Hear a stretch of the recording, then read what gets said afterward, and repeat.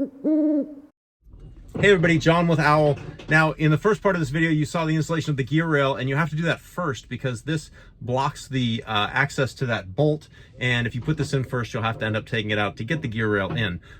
If you're watching this video for the standalone USB socket install, then it's exactly the same. This will just be a standalone video for that. So this is actually fairly simple to install. We'll get going on this customer Sprinter, and yeah.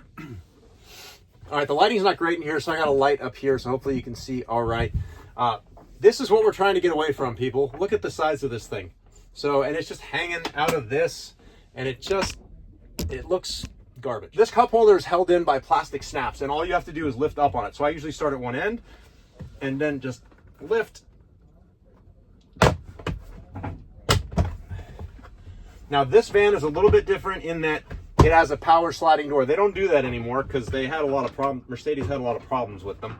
But all of this goes in the same way. You just have to, if you have the power sliding door, you then have to disconnect that power from it and just disconnect that clip. So you can see all of these are just plastic snaps that go into the cup holder, and it just pulls straight up. Do not pull it out at you. Just kind of pull it straight up and it will come out.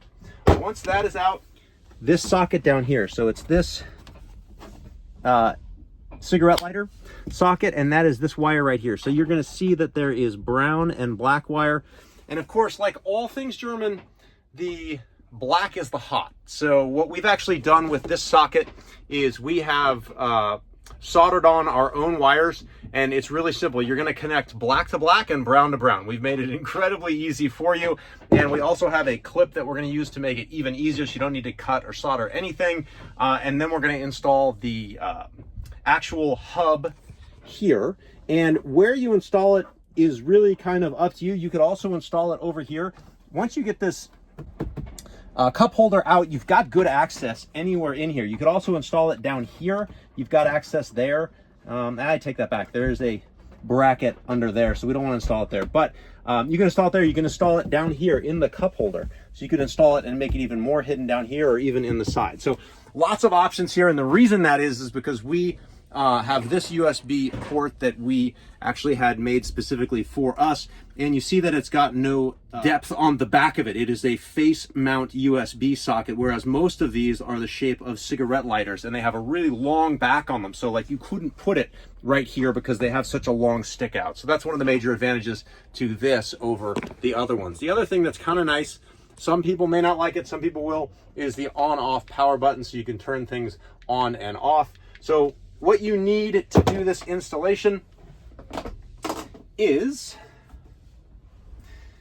a knife to kind of separate some of the Tessa tape that the wire harness wrap that's on those wires, so you want to get a little bit of a space there. You'll need a drill and a Phillips head, or a drill with a Phillips head. And what I'm going to do first is you take, this is the bulkiest part where we've added we've extended the wires and we've put heat shrink around it, so it's all very strong, but it's the bulkiest part. So you want to find a drill bit that is wide enough for that. Then you want to, all right, so down here is where you're going to be mounting the socket. So the first thing you want to do is get it kind of in line with these switches, because that's going to look the best. So you can see if I hold it here, it is about a finger width or more from the top, and you just kind of want to get it in line with those. And then you can flip it over and see approximately where this hole is that you need to drill. And again, it's not rocket science, but you've got a seam right here, so you want to kind of split the difference between the HVAC system and the seam, because you don't want to be right on the seam with these screws. So you're going to put it right here, and the way I do it is there's like a little bend in this whatever this holds, this cup holder, this little plastic flange. I kind of use that to center this. I'm going to put the drill bit in the drill.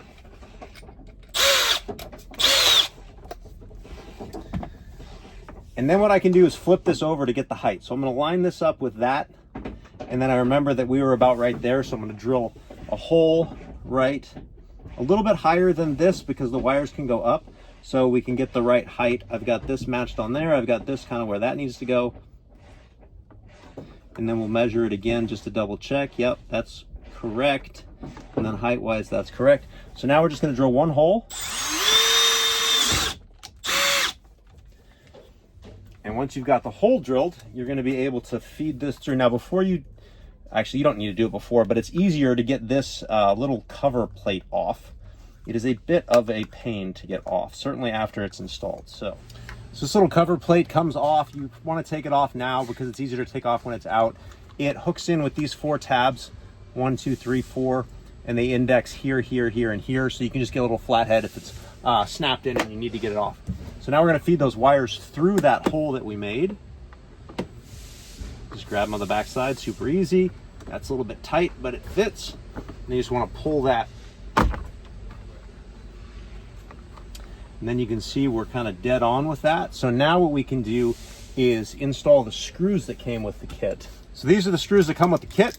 Just open this up. One thing I'm going to do is save you a lot of hassle, and that is put a towel in here. This is a microfiber cloth, because if you drop the screw, you don't want to look for it forever. But the good thing is, if you just go down there and peel this mat back, a lot of times if you do drop anything, it'll be right there.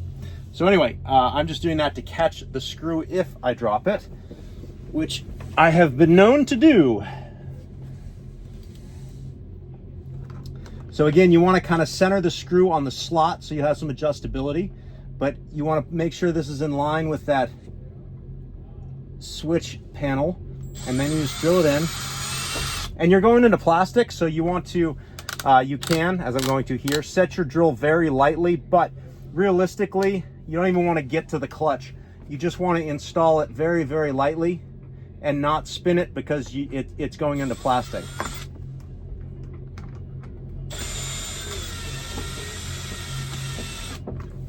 So that's still pretty loose, and then we'll grab the other screw. Get level.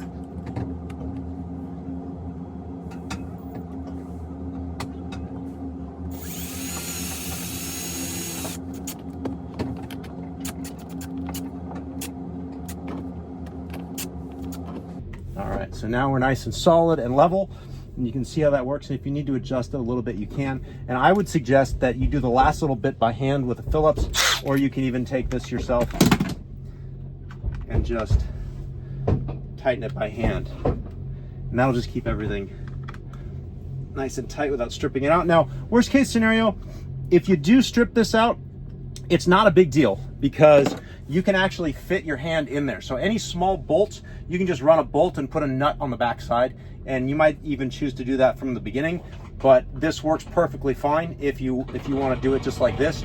But just letting you know that you can do that if you're so inclined, if you want to use bolts instead of the screws. These screws just sit back there and not going to cause any problems.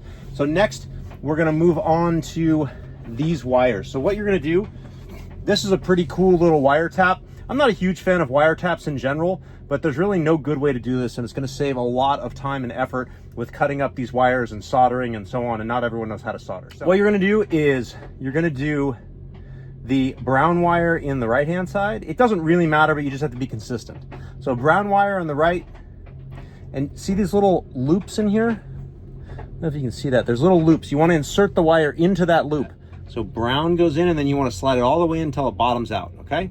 And then you want to take black goes on the left, you slide it in all the way till it bottoms out. Then you press down on it, and if you're super strong, you can close it yourself, and if you are not feeling like a Hulkamaniac that day, you can just get a pliers and squeeze lightly. You'll hear one side click, hear the other side click. What you want to make sure is engaged are these side clips on this here, and those are engaged and the wires don't come out. So I got my blade, and if you are going to cut this, then you want to be very careful not to cut the wires. So you just go very carefully in there, and once you get it, you get it started, then you should be able to unwrap it without continuing to cut. I know it's a little bit hard to see, but then you're going to unwrap this from the wires a little bit so that you can get them separated like that. And then with your wire tapper, you have got, you see this black wire goes to the far side, the brown wire goes to the near side. So if you're putting this on from this way, you're going to want the black wire. If you got the brown wire here, that should be the near wire, black wire should be the far wire. So you just want to put those in there, lay those in there like so, and then again you're going to push this closed. I'm gonna grab my handy dandy pliers. And this one has a center snap, so you're gonna go right on the center.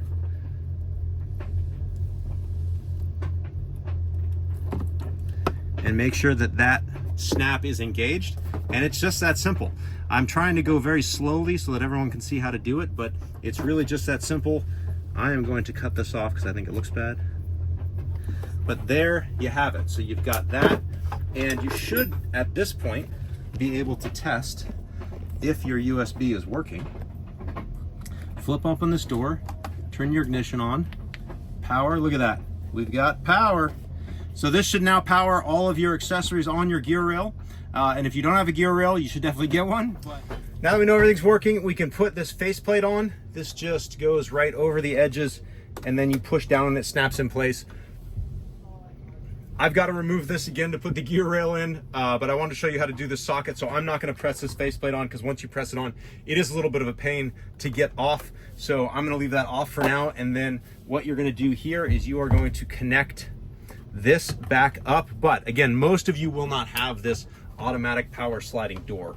So then once you get that connected, this is as easy as pushing down, and once you don't hear any more snaps, you're good to go. So hopefully you found this video easy to follow for your USB socket in your Sprinter van. Again, if you haven't done any wiring before, this is dead simple. It's just pushing together some of those wire snaps, and you're good to go. And then you've got additional power in your van.